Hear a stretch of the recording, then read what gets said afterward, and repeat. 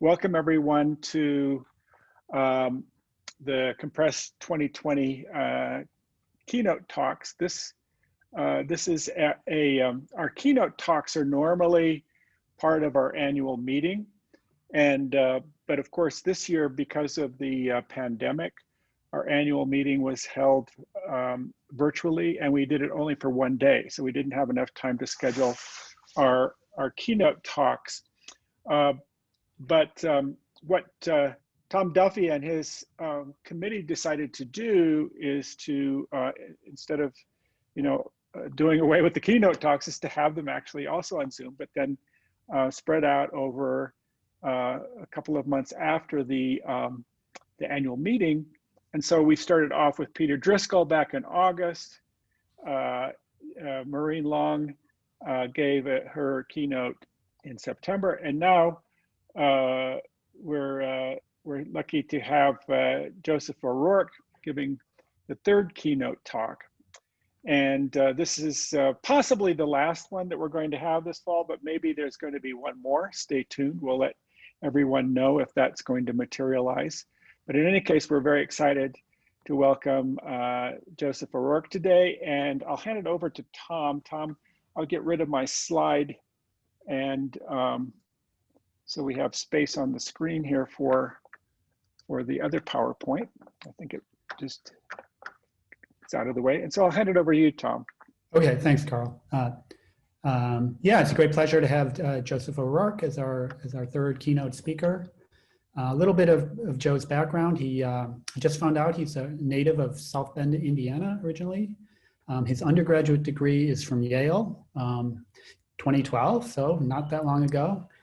He then went to Caltech and got a PhD in planetary science, did work on understanding energetics of the Earth's core and powering the dynamo.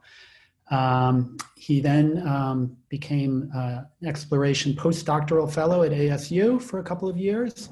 And as of January, he's a freshly minted assistant professor in the School of Earth and Space Exploration there. And so, as many of you know, his research covers, theory and numerical simulations on deep planetary processes, and he's favors all kinds of planets: Earth, Mars, Venus, satellites, protoplanets, exoplanets, and many other things. So we're very much looking forward to his talk today. So you can go ahead and put up your slides, Joe, and we can get started. Let me just mention that for questions, we'll hold all the questions to the end. You can either indicate in the chat that you have a question or raise your hand, and we can unmute you. You can write the question in the chat if necessary, but we can unmute you and you can ask your question at the end. So I'll turn it over to Joe to tell us about chemistry controls of dynamos in metallic cores. Okay, great. Thank you so much, Tom, for that introduction. And it is an immense pleasure to speak to you all today. It's great to see so many familiar names in the participants window, and also to have this opportunity to present me and my research to a wide audience of people I haven't interacted with before. And so I would also say that it's a particular pleasure to follow Peter and Maureen in this lecture series. I've known them both since I was an 18-year-old undergrad at Yale, so they've been my mentors and role models in science for a long time. So Peter's keynote lecture a few weeks ago was about the history of Earth's magnetic field.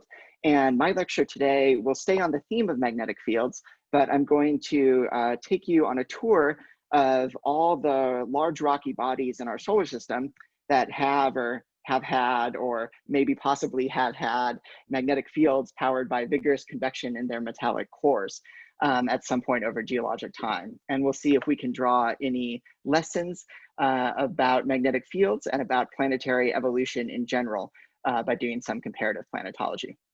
So first, just a few words about me.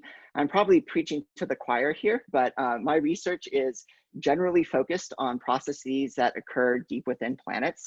A lot of the phenomena that we care about as surface dwellers ultimately originate from dynamics that occur deep within inside planets. And the deep interiors of planets, because they're under extreme pressures and extreme temperatures, can be very different than the material properties that we observe at surfaces. So, and in general, pretty much all planets are differentiated into, in the case of the terrestrial planets, rock-rich layers, metal-rich layers. So we can use general physical laws and general principles to understand different types of planetary bodies. So like I said, planetary interiors influence basically everything about a planet's evolution over time. Degassing from the melting of the mantle controls atmospheric composition over time, and atmospheric constituents can be recycled back into the surface. Just the tectonic activity and volcanism that's driven by mantle convection, of course, also shapes whether a surface is habitable, influences how quickly that surface is repaved with volcanics or is recycled back into the deep interior. But I'm not going to talk that much today about atmospheric evolution or surface processes, even though my own research touches on all of that. Today, I'm going to use planetary magnetism as a lens to understanding the deep interiors of planets. So planetary magnetism is an intrinsic phenomenon. It's a phenomenon that's intrinsically interesting to study by itself. It's a complex, nonlinear, three-dimensional fluid dynamical process. But I'm most interested in it because it probes both the deep interiors of planets and the deep time of planets. So for Earth and other vaguely Earth-like planets, magnetic fields are produced they're produced in the deepest layer of our planet, the metallic core. So if we want to understand planetary magnetism, we need to understand the most extreme conditions within our planet. And also planetary magnetism, the planetary core, its temperature, its composition, its initial chemical and thermal structure is a function of the processes that occurred when the planet was first put together. So the forces that shaped a planet in the very beginning of solar system history, they're still relevant today because they determine if a dynamo is more or less likely to occur over time. So by using magnetic fields, almost more than any other geophysical technique, I posit that we can probe deepest into planets and deepest into time. And again, about me, so my general scientific goal and the goal of this talk is to explore how magnetic fields constrain and control planetary evolution over geologic time. The main tools I use in my research are geodynamic simulations and also the analysis and interpretation of data from spacecraft missions. But of course, you can make a model, do whatever you want it to do. But in order to make realistic models, or at least models that are not wrong in important ways, we need to have these models be based on data that are obtained from laboratory experiments and also constrained by terrestrial field work. So like I said, the goal for today is to sort of keep things interesting, keep things lively by taking a tour of the solar system. So there are 8 large rocky worlds in our solar system, well, at least predominantly rocky and metallic, that have metal cores. So these are the 4 terrestrial planets, plus Earth's moon, plus 3 out of the 4 Galilean satellites. So we're going to visit all of these worlds in the solar system, starting with our home planet, Earth. And then we're going to rocket out of the solar system and talk about exoplanets in general. So worlds that are orbiting distant stars. And we'll talk about whether or not we can use magnetism to figure out what these planets are like on some deep level. So I have to apologize to the galaxy for neglecting a lot of interesting worlds. So I won't be talking about the strong magnetic fields that are produced within the gas giants like Jupiter, Saturn, or the enigmatic, perhaps most interesting magnetic fields that are produced in ice giants like Uranus and Neptune. I'll also be neglecting a lot of smaller bodies in the solar system. So there's metallic asteroids like 16 Psyche, the target of the ASU-led Psyche mission, that have probably really interesting magnetic histories, but I simply don't have time to get into that today. And I should say again that I would love to talk for hours and hours about each one of these individual worlds. They're all special in their own way. They all have a rich history of exploration, but I won't be able to. So I'll be making a lot of assumptions. I'll be asserting a lot of things that some people might find problematic, but that's just a technique to fill you with rage and curiosity and really keep you engaged in the talk. So I think it'll be fun. And really what I'm promoting by bringing comparative planetology into the mix is a full employment program for the researchers who are involved with COMPRES. So unfortunately, I don't have any funding, but there's a lot of very interesting topics. So the fundamental data that we need to inform all these models that I'll show for these different planetary bodies is mineral physics data on alloys of iron under extreme pressure and temperature conditions. And so as we'll learn, the cores of Earth and other bodies are uncertain mixtures of all the elements. I would say maybe the most important impurities in the iron alloys are things like magnesium, oxygen, silicon, sulfur, hydrogen. And we need to understand how these alloys behave at a huge range of pressures from like 5 to 2,500 gigapascals when you start talking about super Earth exoplanets. And we need to also understand their behaviors over a greater than 10,000 Kelvin range in temperature. So properties we might be interested in for these iron alloys include their melting temperatures, the things like the Grunheisen parameter that determine how quickly temperature increases with pressure inside these planetary cores. We also need to know the thermal and electrical conductivities, and we need to understand how these alloying elements partition between the iron-rich liquids and silicates that might be found in planetary mantles. So the moral of the story is that pretty much any mineral physics experiment is relevant to some sort of planet somewhere.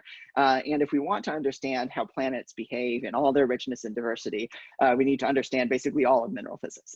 So throughout this talk, even if I don't call things out specifically, it probably won't be hard for you to imagine how new mineral physics data could inform or drastically alter some of the models that I'll show. I should mention that, like Tom said, the plan is to hold questions until the end, but I am monitoring the chat window. So if you have a quick clarification or something you'd like me to address, just feel free to mash those keyboards, and I'll try to address it if I can. So in this talk, before we go on our planetary tour, the first thing I'd like to do is just give a general review of how dynamos are formed inside of metallic cores and the different power sources for the convection that ultimately drives dynamos. So the first thing to know is that the reason Earth has such a strong magnetic field and has had such a strong magnetic field for billions of years is that the liquid iron that is thousands of kilometers below our feet is vigorously convecting. And so this liquid is electrically conductive. When you drag an electrically conductive fluid around very quickly, you can have a dynamo process that converts mechanical energy into electromagnetic energy.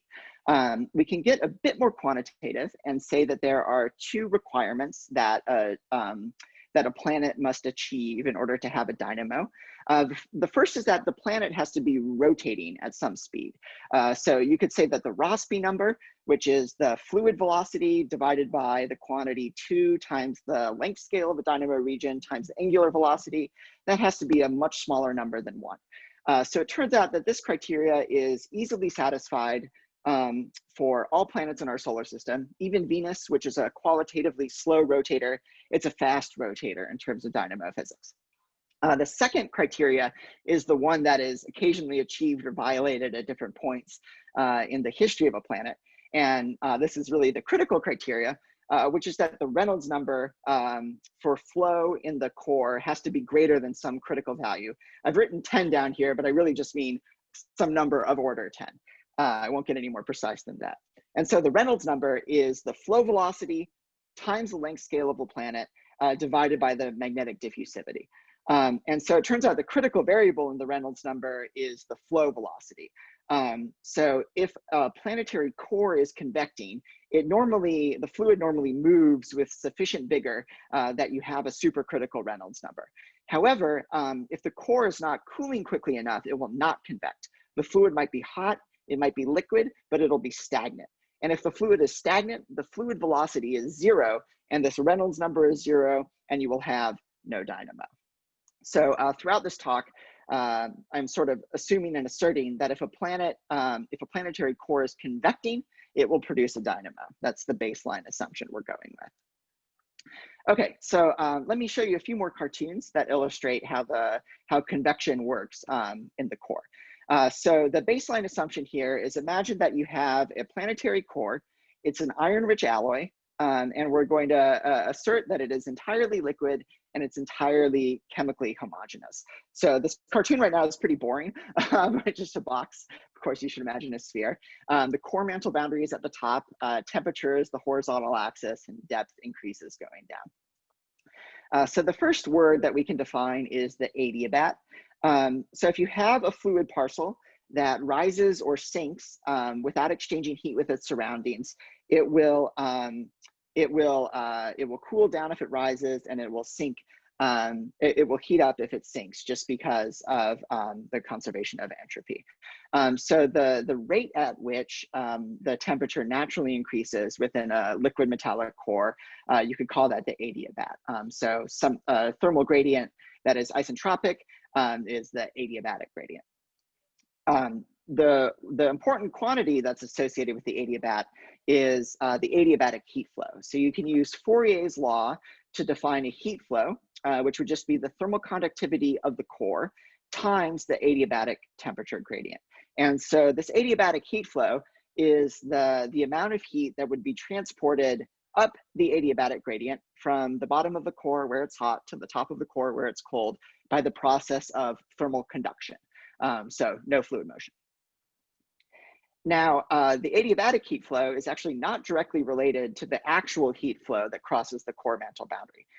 Fundamentally, the mantle is what's controlling the rate at which the core cools. So all the important mantle convective processes that are not illustrated here, those are what set the heat flow across the core mantle boundary. And so I'll be using Q sub CMB to represent this extremely important quantity.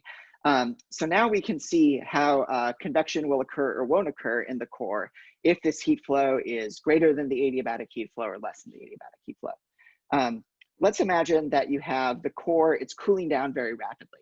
It's analogous to a pot that's on the stove with the heat turned way up. If the core is cooling very rapidly, then the material at the top of the core will be quite cold with respect to the adiabat.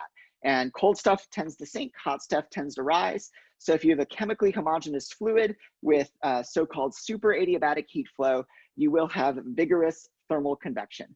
Thermal convection means you have convection, and the convection is powered by thermal buoyancy. In a chemically homogeneous fluid, if the heat flow is less than the adiabatic gradient, there won't be any thermal buoyancy to drive convection. And so in this case, convection would shut down, and you would actually develop a thermally stratified layer at the top of the core that's not illustrated here. So the fluid at the top of the core would get hot relative to the stuff that's below it. Because it's hot at the top of the core, it would be buoyant, it would not sink, there would be no convection, and basically you just have extra heat building up on the core side of the core mantle boundary. I should mention that all the temperature gradients, the temperature anomalies, that I've drawn here are widely exaggerated. So the liquid iron in the core has the viscosity of liquid water at ambient conditions, roughly. So all you need is a temperature anomaly of around 1 Kelvin is more than enough to drive thermal convection if you have a chemically homogeneous fluid. So I accidentally already advanced this slide. But if the heat flow isn't high enough to promote thermal convection, there's still hope for a dynamo because you can have chemical convection.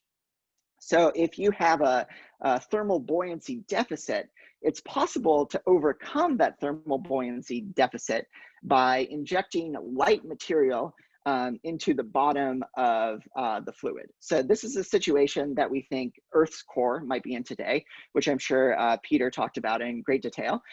So the idea is that Earth's center is the hottest place on Earth, but it is freezing because of the increased pressure. So as the core as a whole cools down, the inner core progressively grows. The core is freezing from the inside out. So in this situation, even if the heat flow at the top of the core was subcritical, you could still have convection because as the inner core grows, light elements, impurities in the alloy, like silicon and oxygen, can be excluded from the crystallizing solid. And that light element, those light elements, they provide compositional buoyancy. So if you have a lot of light stuff being injected into the bottom of the core, then you can actually have cold fluid rise and hot fluid sink because the compositional buoyancy can overcome the thermal buoyancy. Of course, if you have a super adiabatic heat flow at the top of the core, the inner core still helps convection. So you would have thermochemical convection. You would have both positive buoyancy from thermal effects and also from chemical effects. And you could have an especially powerful, vigorous dynamo. So the growth of the inner core is potentially not the only source of chemical buoyancy in Earth's core. So another process that's attracted a lot of attention in the last half decade or so is the idea that you can have light elements in the core also precipitate out of the core at the core mantle boundary. So the idea is that certain light elements, magnesium, oxygen, silicon, become less soluble in iron alloys as the iron alloy cools down. So when Earth was hot, especially if it formed in the aftermath of giant impacts like the moon forming impact, you can have the core fluid be very hot, and these light elements can partition in significant quantities into the core forming fluid. But as Earth's core cools down over geologic time, these light elements precipitate out of the core. The fluid that is left behind inside the core is dense because it has fewer light elements, and those light elements, the residual fluid, sorry, tends to sink. And so that's like driving chemical convection from above, whereas the inner core drives the chemical convection from below. So there's been a lot of debate in the literature about the rate at which this process occurs. So when Dave Stevens and I published our paper about this in 2016, we asserted that a certain amount of mass would precipitate out of the core for a given amount of cooling. And that mass rate was based on a frankly sketchy extrapolation of some scattered mineral physics data that was available at the time. So it was to our great relief that there was a flurry of mineral physics experiments that occurred in the years following our publication. James Badgerow and colleagues published some diamond anvil cell experiments showing that magnesium might precipitate out of the core, maybe not as fast as we had assumed, but within a factor of a few. Kei Hiroshi and colleagues showed that a similar process might possibly work involving just silicon dioxide in Earth's core, and it would occur at similar rates to this magnesium precipitation. The story got complicated a bit when Zhishui Du and colleagues in 2017 published a study arguing that the solubility of magnesium might actually depend more on the oxygen content of the core and not as much as temperature. And this study in 17 asserted that the precipitation rate actually could be nearly zero, which was a number that did not spark joy in my models for obvious reasons. But I think subsequent work has sort of settled on a rate of precipitation that seems more reasonable. It's about an order of magnitude slower than what was asserted in me and Dave's original paper in 2016. But the rate of magnesium precipitation is still enough to decrease the critical heat flow required for a dynamo by about 25%. So this is also a possible, a helpful source of chemical buoyancy in the core. So in general, as we'll explore in this talk for different planets, different planetary bodies, there's several regimes of chemical convection or chemical anti-convection in the core. And I've sort of put them in order here. The more conventional one is on the left, and we get a bit more exotic as we go towards the right. So the chemical convection that people typically talk about is associated with the formation of the inner core.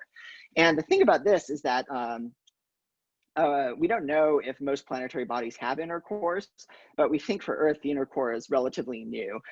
So if you think that the inner core growth is the only thing that prompts chemical convection, then you would think that thermal convection is the dominant process in planetary cores, and that chemical convection is sort of an exotic sideshow. But there's a lot of other ways of driving chemical convection. So we already talked about precipitation of light elements at the core mantle boundary, but you can also have these exotic iron snow regimes, particularly in smaller cores that have large amounts of sulfur. And then you can have a sort of chemical anti-convection where instead of removing light stuff from the top of the core, you add light stuff to the top of the core, which would sap energy from the flow. But in general, the way I quantitatively determine if convection can occur is using a pretty well-established thermodynamic model. And this assumes that the total heat flow across the core mantle boundary is partitioned into various heat terms. So we have the specific heat associated with cooling down the core. We have radiogenic heat, if you think radiogenic heat is very important. You have gravitational heat associated with the differentiation caused by both precipitation of light elements at the core mantle boundary and also by the exclusion of light elements from the growing inner core. And you also have the latent heat of freezing of the inner core. So you can translate this heat budget using an entropy budget into a dissipation budget for the dynamo. And the thermodynamics here are that a dynamo can exist if the total dissipation in the core is a positive number. And so there's a dissipation term associated with each of the heat flow terms on the last slide, plus there is a dissipation sink, which is associated with the thermal conduction within the core. So this dissipation sink is very important. It can be very large, and it's directly proportional to the thermal conductivity of the core. Okay, so those are just some reviews of how dynamos work in general, and we can now embark on our mad odyssey across the solar system and beyond. And I'll tell you ahead of time the thesis that I'm trying to advance. So we're going to explore 8 planetary bodies. And I'm positing that most of the models for these planetary bodies assume that any convection that occurs in their cores is mostly thermal. But the takeaway I want you to have is that chemical effects are almost always super important to determining whether or not a magnetic field can exist. In order to understand this, we also have to believe that models that are developed for Earth's dynamo can be easily applied to a lot of planetary bodies in our solar system and beyond. But the takeaway from this talk should be that if you want to understand convection in the core, you can't just understand heat flow, you also have to understand all the exotic chemistry that can be occurring. Okay, so let's talk just a bit more about Earth. So like I said, there's a problem in Earth science that I'm sure Peter went into much more detail about. And the problem is that if the thermal conductivity of Earth's core is as high as some recent estimates indicate, then the adiabatic heat flow could be higher than the actual heat flow that's driven by mantle convection. And this has been called the new core paradox because we know from paleomagnetism that Earth's magnetic field is several billions of years old. It might have existed as long as Earth did, but the inner core is probably less than 1 billion years old. And so if we think that Earth's inner core is required for a dynamo, but the dynamo has existed for longer than the inner core, then our models don't make any sense. So like I said, invoking precipitation of light elements at the core mantle boundary can go a long way towards solving this problem.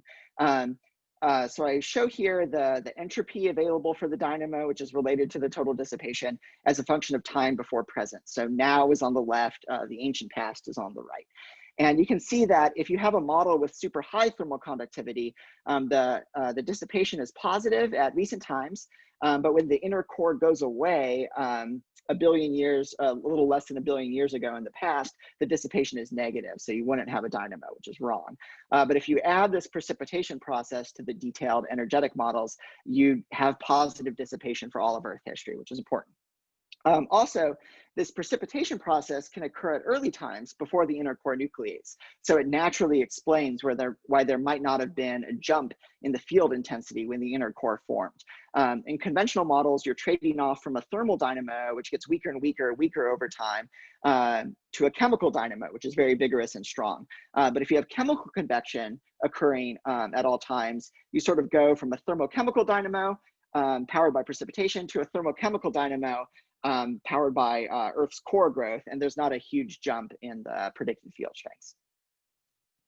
All right, another really important factor that I'm not going to dwell to the extent that it deserves in this talk is the idea that Earth's mantle has not always been solid.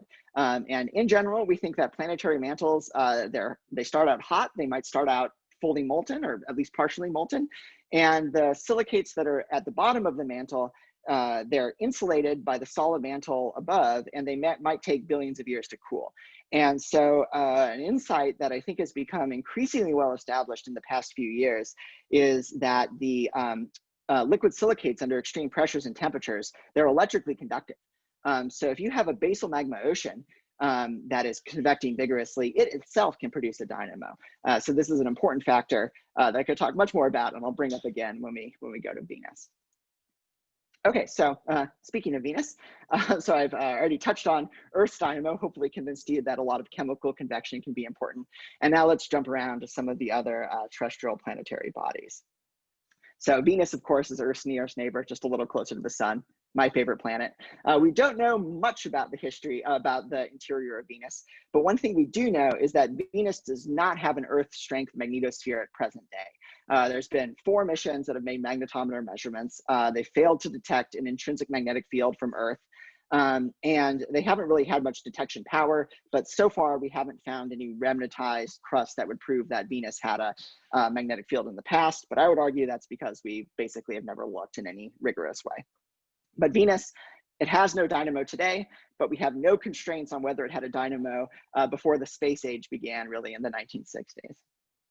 Okay, so to help address why Venus doesn't have a dynamo, recently I teamed up with Cedric Gilman and Paul Tackley to run some geodynamic simulations that feature couplings between the evolution of the atmosphere and the evolution of the mantle. So depending on the surface temperature, the regime of mantle convection can change from stagnant lid to mobile lid to episodic lid multiple times over geologic time. And I included a very detailed model of the energetics of the core to see if our theories for how the Venus mantle evolved are consistent with the constraint that it has no dynamo today. And so the punchline is that the mantle dynamics of Venus are quite complicated. Like I said, there have probably been multiple transitions in the regime of mantle convection over 4.5 billion years. Although Venus is, we don't even fully understand the regime of mantle convection that Venus is in today. A common feature of models of Venus mantle dynamics, though, is that the total heat flow from the interior of Venus to the surface is about 20 terawatts, whereas for Earth today, it's like 44 terawatts. So we think that Venus cools slowly relative to Earth, basically because it doesn't have plate tectonics. And so because the mantle cools slowly, the core also cools slowly, and the heat flow out of the core is sub-adiabatic, and it's even below the minimum heat flow required to drive a dynamo if an inner core did exist. But because Venus was initially hotter in its inside, the core cooled more quickly in the past.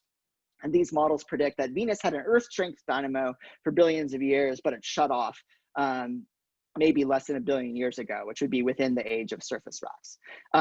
So just earlier this year, some of you might have seen that I published an argument saying that this basal magma ocean, which we think was a thing of the past in Earth, could still exist today in Venus. And if a basal magma ocean does exist, that naturally explains also why Venus doesn't have a core-hosted magnetic field. So if you have a basal magma ocean, then the specific heat, the radiogenic heat, and the latent heat of the basal magma ocean itself is also included in the heat budget. So the total heat flow that's transported by solid state convection, some of that is partitioned into the basal magma ocean, and the heat flow across the core mantle boundary from the core into the basal magma ocean is much less.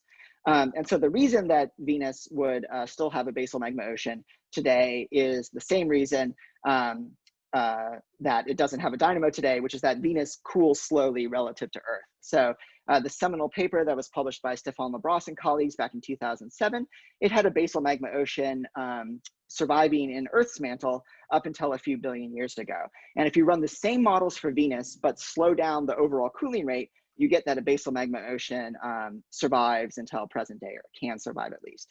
And the basal magma ocean itself may drive a dynamo, but that dynamo in the basal magma ocean shuts down today. Again, I just want to hit the point that Venus could have kilometers thick layers of crust that has remnant magnetization, and we just haven't found it because we haven't brought a magnetometer close enough to the surface to detect the anomalies in the magnetic field. Man, I am cruising through all of this science. I'm sure hopefully I've piqued some interest by saying some things that you might find a little absurd. But we have no time to waste. The tour must continue. And so we're on to Mars. Okay, so the thing we know about the magnetic history of Mars is that Mars had a short-lived dynamo. So from maps of the magnetized crust that we know does exist on Mars, and from analysis of a particularly old Martian meteorite, we know that Mars definitely had a dynamo in its first about 500 million years. And recently there is some very persuasive evidence published that the length of the magnetic field on Mars might have been a bit longer than is conventionally assumed. So maybe it survived until 3.7 billion years ago. And so the conventional model for the Martian dynamo is that the core of Mars started hot relative to the mantle. And because there was a temperature difference between the core and the mantle, the core cooled down quickly. There was a burst of thermal convection, but eventually the core cooled down to such an extent that thermal convection shut off, and there was never any chemical convection in the core to restart the dynamo. So just a year ago, I published with Dan Shim an argument that some chemical processes in the core of Mars could affect the longevity of the dynamo. So here the idea is that Mars is special because if the stable phase of olivine in the lower mantle is ringwoodite, ringwoodite and wadsleyite can store a weight % or more of water in their crystal lattice. And if you have hydrogen-rich silicates next to liquid iron, we think that hydrogen may enjoy partitioning from the mantle into the core. So this is the opposite of the precipitation of light elements from the core, because you're injecting buoyant stuff into the top of the core. Well, what might actually happen is that you just build up a layer of hydrogen-rich fluid at the very top of the Martian core. But there's a variety of fluid mechanical processes that can mix hydrogen from the stratified layer into the deeper interior. And for every hydrogen atom that is dragged down into the convecting system, a price must be paid in gravitational energy. And so this hydrogen transport would detract from the overall dissipation available to drive a dynamo. So you can do some very simple energetic calculations, and you find that the rate at which mantle dynamics can deliver hydrogen into the core is more than enough to shut down convection in the core, even if the heat flow across the core mantle boundary is super adiabatic. The tricky bit of this model, and the bit that hasn't been worked out, is whether or not this hydrogen just forms a stratified layer at the top of the core, or if it can actually be mixed into the convecting system in such a rate that would shut down the convection. So a lot of fluid mechanics to do. But overall, we can make some predictions. So we think it's possible that most of the hydrogen that was initially in the mantle of Mars is now stored in the core. The core is a voluminous reservoir for hydrogen. And so if you're modeling the core of Mars, you should think about it being a iron sulfur hydrogen alloy, not just an iron sulfur alloy. And also we think that there should be a thick hydrogen rich stratified layer at the top of the core that if you had the InSight mission times 100, you could maybe detect. Okay, goodbye Mars, we're off to the moon. So keeping everyone on our toes by moving through this really quickly. So the moon is another planetary body that has no magnetic field today, but no dynamo today, but we know it had a dynamo in the past. And from paleomagnetics, the dynamo history appears like interesting and very hard to explain. So we think that there was an epoch in the first billion and a half years of the moon's history where the moon had an Earth strength dynamo that produced like tens of microtesla fields at the surface. We don't know if the dynamo shut down for a while or not, but at some point later in the moon's history, there was a weak dynamo that produced like a few microtesla surface field. And then of course the dynamo died about 1 billion years before today. So how do you explain this?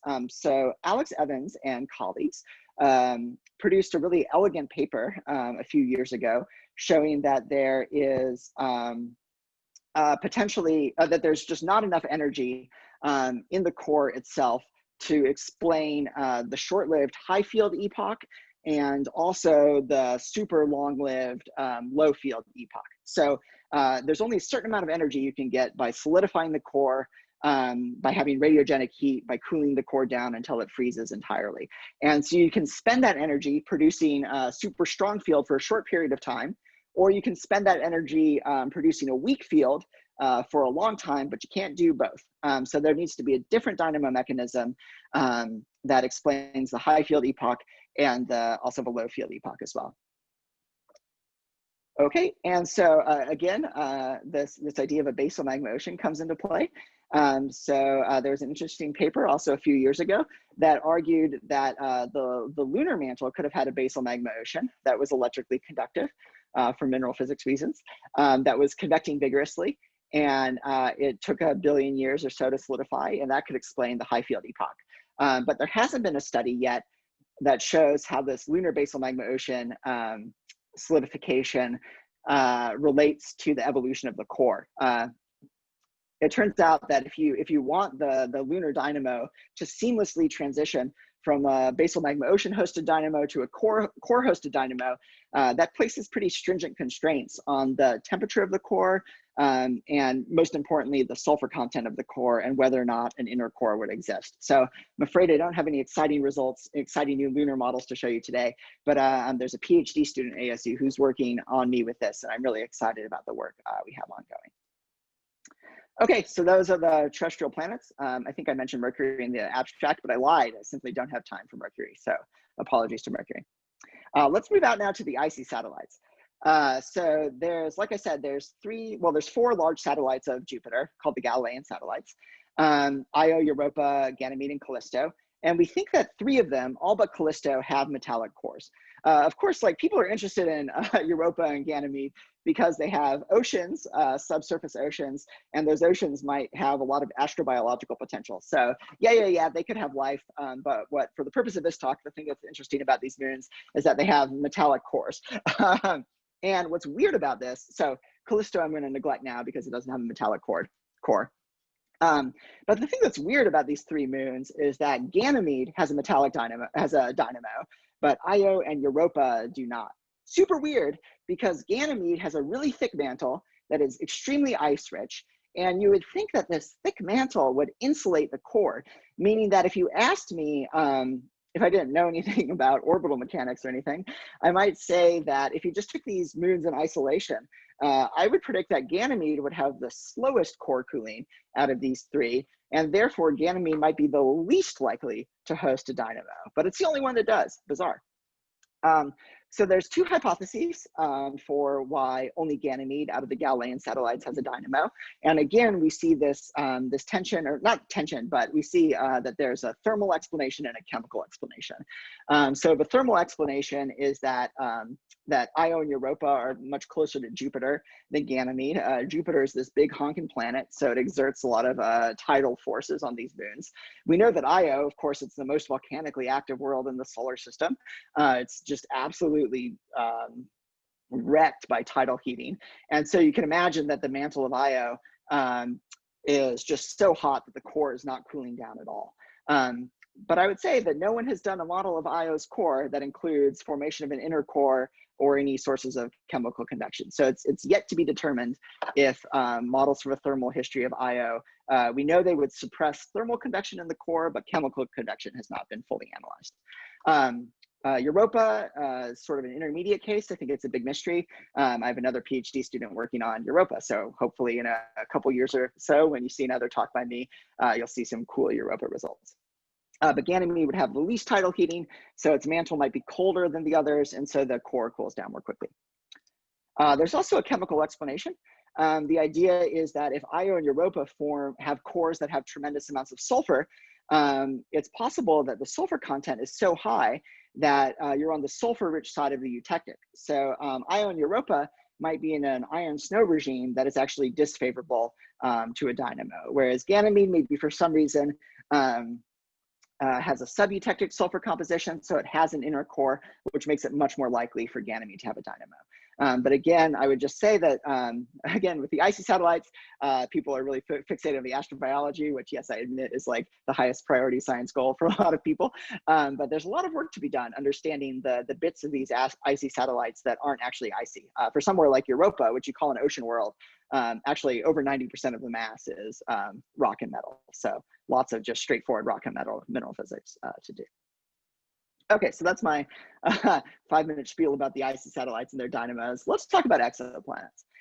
So we're entering a new age of comparative planetology that's prompted by the discovery of hundreds and thousands of exoplanets outside our solar system. So active missions like the MIT TESS telescope and ground-based observatories, they're reaping a bountiful harvest of Earth-sized exoplanets orbiting distant stars. But if we imagine like how to characterize an exoplanet, it's pretty difficult. Because right now for these Earth-sized exoplanets, all we can measure is really their mass and maybe their radius to like 10% precision. And if we looked at 2 planets in our solar system that have indistinguishable differences in their mass and their radius, that would be Earth and Venus. And it turns out that these worlds actually have quite different surface conditions. So I often say that Earth and Venus are similar in every respect except the ways that actually matter, like the habitability. So Earth is clement, Venus is a hellish wasteland. And if we are looking at an exoplanet, we're going to be very interested in whether these worlds are truly Earth-like, if they're Earth-sized. So one tempting idea is that you can use the presence or absence of a magnetic field as a way to determine if something is an Earth analog or a Venus analog. So Earth, because it has plate tectonics, the mantle is cooling quickly, the core is cooling quickly, it has a dynamo. Venus, no plate tectonics, slow mantle cooling, no core cooling, no dynamo. So is that like a valid statement that we can make? No one has ever detected directly the magnetic field of an Earth-sized exoplanet or any sort of terrestrial exoplanet, but there's hope that such detections will become possible in the next few decades. So I actually have a very precocious undergrad who's been working with me on exoplanets. I thought it would be a great project for her because the youth might really live long enough to see a lot of data collected on exoplanet magnetic fields. So what we did in a paper that was we submitted for publication just this last weekend is we scaled up energetic models for dynamos and metallic cores. And we based this on the internal structure models that were established in a really excellent paper published by Bujivar and colleagues just a few months ago.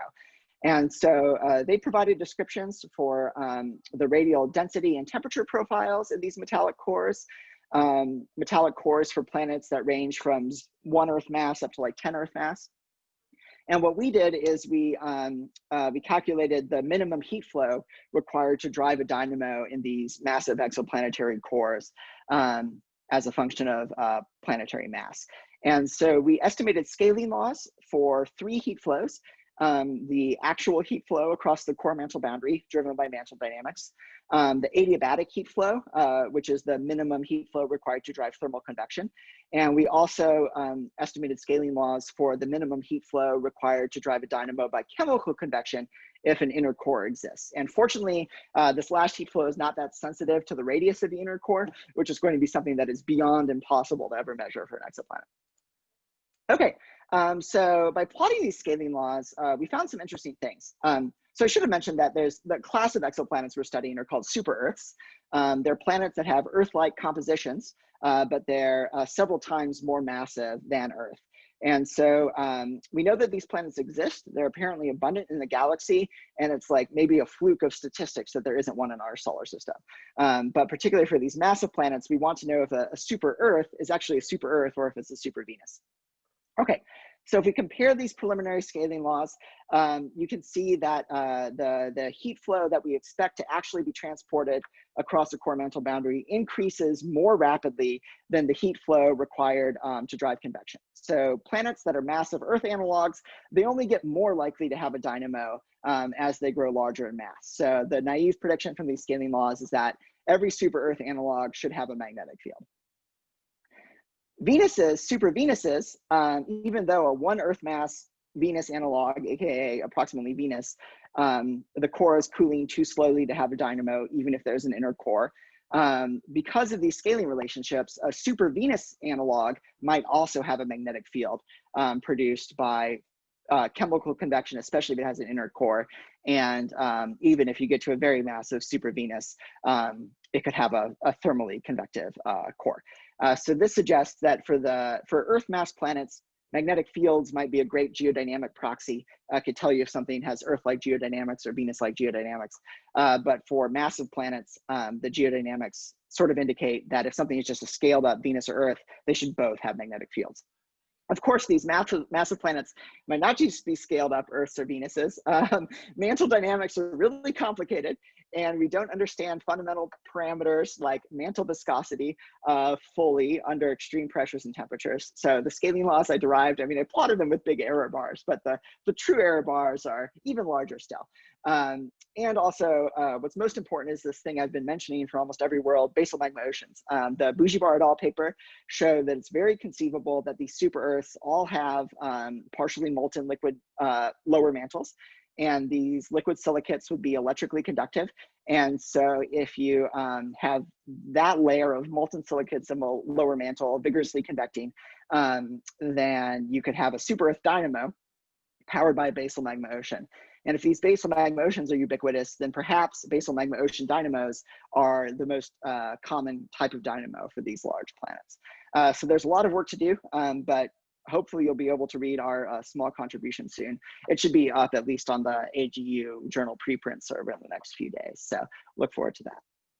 Okay, great. So we've concluded a whirlwind tour of the galaxy, and I hope I've convinced you of at least one thing, which is that if you want to understand dynamos and metallic cores of rocky planetary bodies, then you need to understand chemistry. And the chemistry is complicated because cores are multi-component alloys. All the elements I've thrown out today are just magnesium, oxygen, silicon, sulfur, hydrogen, but you could talk about carbon, nitrogen, anything else you want. So there's a tremendous multi-dimensional phase space to explore with experiments and theory. But the good news is that the fundamental laws of physics and chemistry, they hold just as well for planetary bodies as they do for Earth. And so you can apply your models to test your theories on Earth. You can test them out on other planets. And so that's the great richness of planetary science, is that it gives you a sample where n is greater than 1. So if you think you understand Earth, well, try tweaking your models to explain some other planet, and you can see whether you truly understand what's going on. So by studying Earth, we can understand other planets. By studying other planets, we can understand Earth. So the specifics that I hope you take away for different types of planets, they're listed here. But at this point, I think it's most productive if I stop talking and I start addressing, hopefully, a large backlog of questions that has built up in all of your minds. So thank you all so much. All right, thank you very much. Excellent, very nice talk. Okay, so we have some time for questions. So if you know, as I said before, you can raise your hand, or there's actually a comment and a question in the chat. But actually, let me. We have a question from Paul Asimo. Hi, Joe. Thank you for that tour. That was entertaining and educational for sure. There's two things that I want to comment on two different worlds. One is with respect to the lunar magma ocean. The conductivity of liquid silicates is strongly temperature dependent. And so it's not obvious to me that the arguments that have been advanced that basal magma oceans and large terrestrial planets could be conducting enough actually extend to the very low pressures and therefore low temperatures relevant to a lunar magma ocean. The other comment, well, do you want to react to that one before I go on? Yeah, I totally agree. And if you read the Scheinberg et al. Paper, they invoked a different way to increase the conductivity, which is having the lunar magma ocean be very titanium rich. So yeah, I encourage everyone to check out that paper and make their own judgments about the plausibility of the conductivity arguments. But yes, I totally agree. I think it's much more secure that basal magma oceans and really massive planets are electrically conductive. I think it's more ambiguous for the moon. So the other comment is with regard to Mars, and it's not the water content of a mantle phase that determines how much hydrogen will partition out of that phase into the core, it's the water activity. And the whole reason that ringwoodite can host a huge amount of water is that the activity stays really low until you get to a huge amount of water. And so just saying, you know, you could have ringwoodite, it actually, to me, goes exactly the wrong way. It sucks hydrogen into the mantle because you can put so much water in ringwoodite. Yeah, and so this is, again, like, I mean, everything I talked about in this talk, you could really dive into great detail with. So yeah, but I freely admit, and I think I tried to say this at the start, like, I'm making a lot of assertions here, and this is the motivation for new experiments. So, I mean, there have been a few experiments where you actually, in a diamond anvil cell, study what happens when you put ringwoodite next to liquid iron. And there's some experiments that show that the hydrogen partitions into the liquid iron. I know Dan Shim at ASU has a lot of stuff going on this trajectory. And there's other experiments that show that the hydrogen would tend to stay in the silicates. Now, I know there's all sorts of issues about whether you lose hydrogen from metal when you quench samples and all sorts of experimental details. So I think this is a great example of something that is, that realistically should be treated as an open area. And I really look forward to seeing all the creative experiments that are done on it. I don't think it's settled one way or the other. Thanks, Joe. Okay, Tyler Perez. Okay, yeah. Hi. Awesome talk. I just wanted to ask, I didn't know off the top of my head, but for super Earths, wouldn't the massively increased pressure freeze a lot more of the liquid iron? Or I think again, also we're talking about a range from 5 to 10 Earth masses, but I would think at some mass it might, if you just scale up Earth, it might freeze all of the iron in the outer core. Yeah, so I think that's pretty unlikely to happen. It's really hard to fully solidify a metallic core, especially if it has a lot of light elements. And I'd really point you to the excellent Bougie-Bar et al. Paper that came out in the JGR special issue of combining geoscience and astronomy. I think they pretty convincingly show that when you form a core for a super Earth, if it's just a scaled up Earth, it should start fully liquid, maybe close to the temperature at which an inner core starts forming. I think a related issue is, of course, if you want an inner core to form, the liquidus has to cross the adiabat at the center of the core. And if you read papers on super Earths, you find a lot of the sort of earlier models for dynamos and super Earths. They say, well, actually, if you make different assumptions about how the adiabat and liquidus cross, you won't get an inner core. You might get this iron snow or something else. And so, but I think if I understand the latest correctly, it's that an inner core would form. And that's what motivated our paper. But yeah, that's also a very open area. Okay, thank you. Okay, I think that's Adam Burrows. Yes. Yes, you're next. It was a fun talk. First question is, I'd like to know whether I can get a copy of it. It's being recorded. Yeah, and then exactly where the URL is from which I can get that. But my main question is, you started the talk with a discussion of the Rossby number dependence. And it seemed as though, I may have missed this, that you suggested that magnetic field generation required a certain Rossby number regime, the low Rossby number regime. But it seems to me that you can generate field pretty straightforwardly with any convective context, as long as it satisfies the general criteria you've articulated here. But it's the dipole field that really depends on the Rossby number. Can you comment on that? Yeah, that's a really important point. I should note my expertise isn't in like actual three-dimensional simulations of dynamos, but yeah, that totally matches my general understanding. So as the Rossby number changes, yeah, you might not shut down a dynamo entirely, but you can have non-dipole fields. And of course, we see non-dipole fields on like Uranus and Neptune. And maybe other planetary bodies had such fields in the past. Of course, maybe the dynamos there aren't centered in the planetary center. So yes, it can get complicated for sure. Maybe I could follow up very quickly. It also seems as though there is a correspondence between the magnetic fields that could be generated in Earths or super Earths and in the planets of the solar system and M-dwarf stars. And there has been some study, I think Ulrich Christensen is associated with this, that suggests that there is a very interesting scaling between the energy fluxes, the average density in the material, and the magnetic fields. If you have the small Rossby number, the dipole magnetic field. Can you comment on that as well? For these general sorts of scaling that don't necessarily depend so intimately on the dimensionless numbers that are really hard to simulate properly.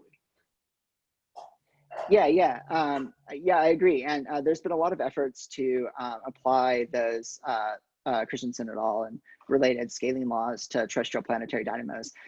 Maybe Peter Driscoll talked about this in more detail, but it gets complicated when you have compositional buoyancy, like an inner core growth. So it's not at all clear, I would say, as an external observer of dynamo simulations, how precisely the nucleation of an inner core changes the dipole dominated nature of the magnetic field, or how it even changes the surface intensities. So yeah, I would say I've definitely seen those scaling laws for stars and how they hold throughout a pretty impressive range of stellar masses. But because you have this like sort of exotic compositional buoyancy stuff in the terrestrial planetary bodies, my understanding is that dynamo scaling laws can get pretty complicated. Thank you very much for that. I appreciate it. Yeah. Okay, Jackie Lee. Hi, Joe. A really interesting talk. So I have a couple of questions. One of them, Paul already asked earlier. I find it very interesting. You're talking about hydrogen possibly flowing into the core. But there are so many uncertainties about the partitioning and also the history, whether hydrogen was in the core to start with or whether it was somehow in the mantle. So it can go either way, right? That's more a comment because the question was already asked. So my question is about scaling up to super Earth. You talk about how the scaling works for the core. What about the super Earth? If you assume the core mantle mass to be the ratio to be the same, the mantle is going to be much thicker. Therefore, it's harder for the mantle to lose heat. Does it go that way? The insulating effect would be actually stronger. Yeah, so we have in this study, we use a simple like thermal boundary layer model to calculate the heat flow across the core mantle boundary. And so I think a really critical parameter that we don't know is the mantle viscosity under the extreme pressures and temperatures. So our scaling law was built on the assumption that the mantle doesn't get that much more viscous. Like the lower mantles of super Earths might not be much more viscous than the lower mantle of Earth. I think I once gave a talk about super Earths back when I was an undergrad, and I showed different models for super Earth mantle viscosities, and I think it had 60 orders of magnitude on the axis. So it turns out in our scaling law that the mantle viscosity is the most important parameter. The thickness of the mantle doesn't matter as much. Right, I see, okay, thank you. Okay, so we had a comment in the chat from Amanda Stederman. Hi, I was just pretty excited about the Mercury results. Could you mind giving a brief summary of what you would have said about Mercury if you had time? Yeah. So I apologize for inserting Mercury as a teaser and then not fully delivering. So none of my own research or my group's research has been centered on Mercury. So I would have just used Mercury as an example of how chemical convection is super important. So we think the core of Mercury is a iron sulfur alloy. Mercury has a sort of a weak dynamo now, and we think the dynamo might be billions of years old. And it's probably driven by chemical convection today and maybe in the past. But maybe in a complicated way, depending on how the liquidus and the adiabat intersect in the core of Mercury. So, yeah, unfortunately, no seminal publications from me on Mercury. Okay, thank you. All right, Dongzhou, Zhang. Hi, Joe. Very nice talk. And I'm just very interested in the icy satellites that you mentioned. So you said the tidal heating and sulfur abundance are key to the Europa and Io. But do you have any comments about the salty water ocean below the crust? So is that possible that they also contribute to the magnetic field of such icy satellites? So yeah. So I should mention that the way, like maybe the best reason we know that Europa has an ocean is because of the magnetic induction that was measured by Galileo. So because the oceans are salty, if you're in Jupiter's strong time-varying magnetic field, there's an induction response, and spacecraft can measure that as they fly by. So yeah, so I should be careful to say that I'm not saying that like Europa doesn't have any interesting magnetospheric or magnetic phenomena. It has tremendously interesting magnetic phenomena, even if it never had a dynamo, which is why the Europa Clipper flagship to Europa has a very complicated magnetometer instrument. So I don't want to say that there's a lot to be gained from planetary magnetism, even if you don't think about dynamos. But in terms of the ocean, how it affects the geodynamics and the prospects for a dynamo, I would say the most important thing is that there'll be a lot of water rock reactions. So the mantle, it's a big question whether or not the mantle is made out of hydrated minerals like serpentine minerals, whether there's a gradient of hydration that could shut down mantle convection. Yeah, there's a lot of complicated issues there. okay, thanks. Okay, Kian Yuan. Yes, thank you. Hi, Joe. Great talk. Just curious about, is there any way to distinguish the contribution of the dynamo from the basal magma or the crystallization of the inner core? Because sometimes that both are possible. So is there any evidence to tell? I don't think we know now. So we could go to Venus and figure out if there's a basal magma ocean today. It is a testable hypothesis. You need a new orbiter that you do very precise Doppler radio tracking of to measure the gravitational field. And from the tidal love number and the tidal phase lag, you can constrain if the bottom of the mantle is fully molten. Right now, our gravity data for Venus aren't good enough to figure out if the core is fully liquid or fully solid. So I think step one would be, if you got lucky and you found a basal magma ocean, I think that would significantly increase the compelling nature of these models that feature basal magma oceans. But overall, I think people haven't really done numerical dynamo models of basal magma ocean dynamos since the fact that they could be electrically conductive, I think, has only been convincingly established recently, and maybe even not yet in some people's minds. So I think we need a lot more work before we can make definite predictions. Okay, thank you. Okay, so continuing on with basal magma oceans, Kanani Lee. It sounds like that my question has mostly been answered already. So I guess I'll take it. I'll take it a bit further. Is there, at what point, how thick a? Oh, okay. Actually, before that, is there any? I mean, is there anything in the works for doing this, for measuring a possible basal magma ocean in Venus? Is that even being talked about? Oh, I don't know if it's being talked about, but so I just gave a little pitch for a new geophysical orbiter. So I think I saw Sue Smrekar at some point on the participants list. She's the PI of a proposed mission to Venus that could vastly improve the gravitational field. There's a lot of great reasons to improve the gravitational field, even if you don't talk about a basal magma ocean. And there's also a European mission called Envision, which would be a Venus orbiter that would similarly measure the gravitational field. And they've actually done some models. They're the reason that I'm sort of asserting that a new orbiter could do this, because they think it's possible if the basal magma ocean is more than like 100 kilometers thick or so. Okay, so that actually then leads me to the rest of my question. So how thick would a basal magma ocean have to be before it starts to look like something like Uranus or Neptune, meaning not dipole dominated? I mean, that would be a way to tell if it's thick enough, but then, would we ever see something like that?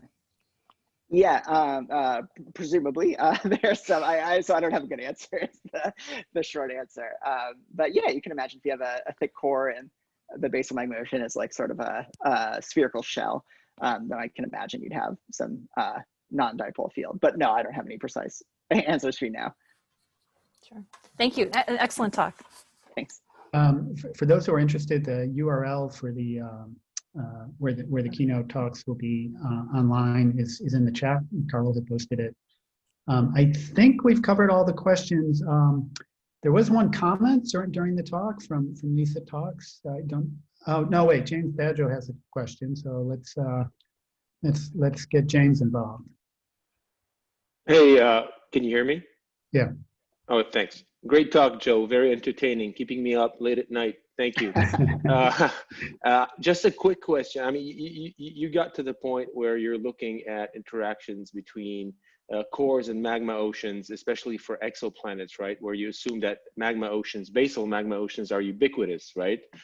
And so you have thermal interactions, chemical interactions. Now, there's this question, right? This idea I've always had in the back of my head, and it may be totally wrong, but as you reach, this doesn't apply to anything in the solar system, but as you reach very large exoplanets, there is a possibility that metal and silicate actually don't become immiscible themselves. You're above the solvus of the metal silicate system, and you wouldn't really have a core mantle boundary anymore. You would have some sort of, I don't know, core mantle zone. And as this thing would sort of cool down, you would have a lot of exsolution, but maybe on a very limited, geographical area. Is that a cat? Yes, it is. Yes.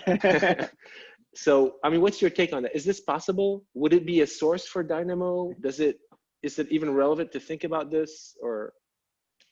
Yeah, it's super relevant. I think for, Simon Locke has actually done some work on this. And so he and Dave Stevenson and I have ostensibly been working on a paper about this for a long time. Yeah, so I think you're totally right that above like something of order in the 10 to 20,000 Kelvin range, it's like one phase miscibility between the iron and the silicates.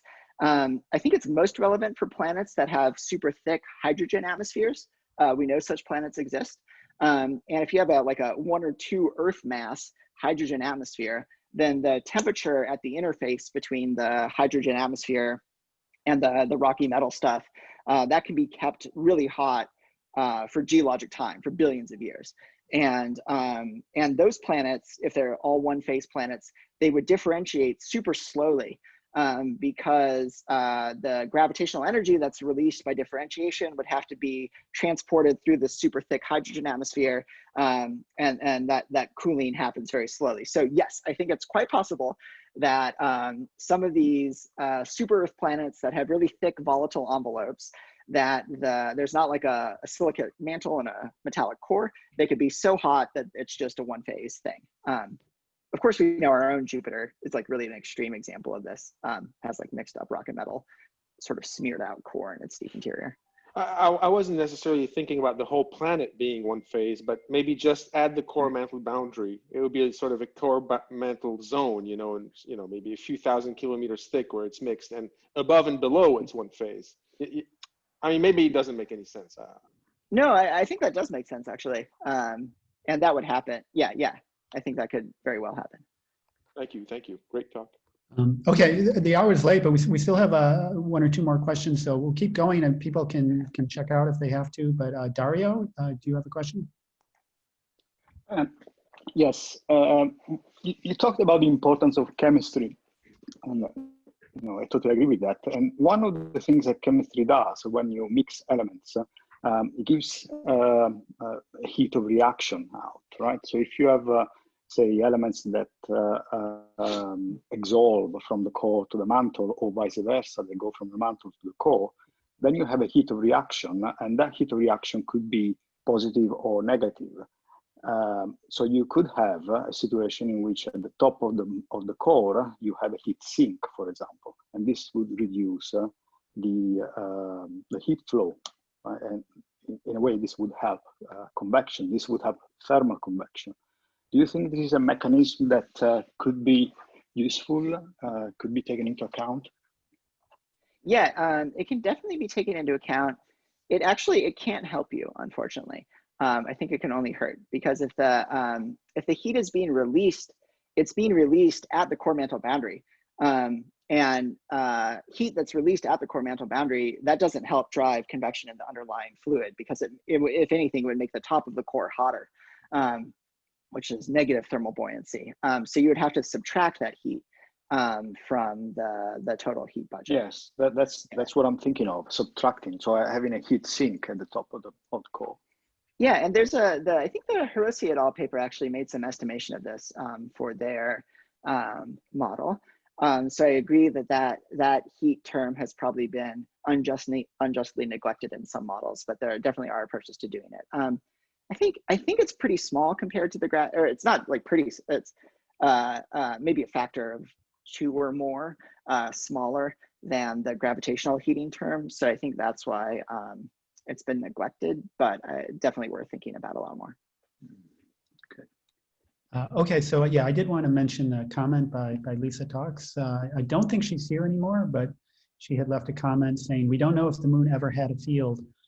Work with large field is problematic." Just wanted to make sure you saw that comment. Do you have any? I try to stay out of paleomagnetic debates, but no, there are definitely a few. And as a theorist and a modeler, I avoid taking positions. But yeah. So yeah, there's a lot of possible issues. Of course, if the lunar samples they were collected on the moon. Yeah, there's a rich literature on non-dynamo ways of magnetizing lunar rocks. Okay. Well, again, thank you very much for a great talk, and we really enjoyed it, and we look forward to hearing some of the further results that you're working on. Great. So thanks, everyone. Thank you.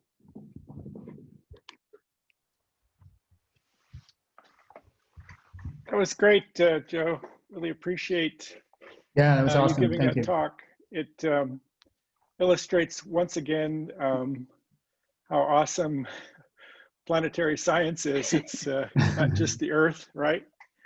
Right. You have all this comparative planetology going on. It becomes very very exciting. So good job with that. Thanks. Yeah. Yeah, I always manage to attract a lot of questions by, if you just say something sort of really controversial and specific, then you can guarantee there's some a lot of engagement. interest. Yeah, you had like 120 people, so that's pretty impressive. Yeah, And, that was a good turnout. and lots of good future mineral physics work.